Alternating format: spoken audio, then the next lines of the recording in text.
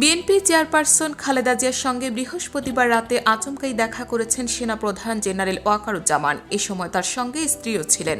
সব মিলিয়ে প্রায় ৪০ মিনিট ধরে চলে এই বৈঠক। খবরটি এখন সাধারণ জনগণের মনে নতুন কৌতূহলের সৃষ্টি করেছে। বিএনপি সূত্রে সংক্ষিপ্ত তথ্য সংবাদ মাধ্যমে যা জানানো হয়েছে, সৌজন্য সাক্ষাতে সেনাপ্রধান খালেদা জিয়ার স্বাস্থ্যের খোঁজ খবর নিয়েছেন।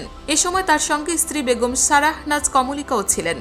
এই বৈঠকটি রাজনৈতিক মহলে নানা জল্পনা সৃষ্টি করেছে। এছাড়া বৈঠকের নেপথ্যে কী ধরনের আলোচনার সূত্রপাত হতে পারে তা নিয়ে ব্যাপক আলোচনা চলছে।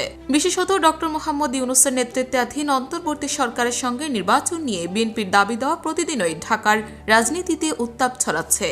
এরই মধ্যে ঢাকার এক সংবাদ মাধ্যমের সঙ্গে সাক্ষাৎকারে আগামী নির্বাচন নিয়ে অন্তর্বর্তী সরকারের পরিকল্পনার সঙ্গে একমত পোষণ করেছেন সেনাপ্রধান। এছাড়া ২০০১ সালে জোট সরকার গঠন এবং পরবর্তী ১৫ বছরে দীর্ঘদিনের রাজনৈতিক মিত্র জামায়াতের সঙ্গে বিএনপির দূরত্ব বাড়ছে। প্রেসিডেন্ট শাহাবুদ্দিন চপ্পুর পদত্যাগ, সংবিধান পরিবর্তন ইস্যুতে বিএনপির সঙ্গে বৈষম্য বিরোধী ছাত্র আন্দোলনের সঙ্গেও বিবাদের জায়গা তৈরি হচ্ছে। এ নিয়ে আগামী নির্বাচনের আগে বহুমাত্রিক নাটকীয়তা যে অপেক্ষা করছে তা বলার অপেক্ষা রাখে না। তবে ভবিষ্যতের রাজনৈতিক পরিস্থিতি যাই হোক না কেন, বিএনপি নেত্রী খালেদা জিয়ার সঙ্গে সেনাপ্রধানের সৌজন্য সাক্ষাৎ প্রশংসার জন্ম দিয়েছে। সামাজিক মাধ্যম থেকে শুরু করে রাজনৈতিক মহলে সেনাপ্রধানের এই উদ্যোগ ইতিবাচক হিসেবে দেখছেন সবাই।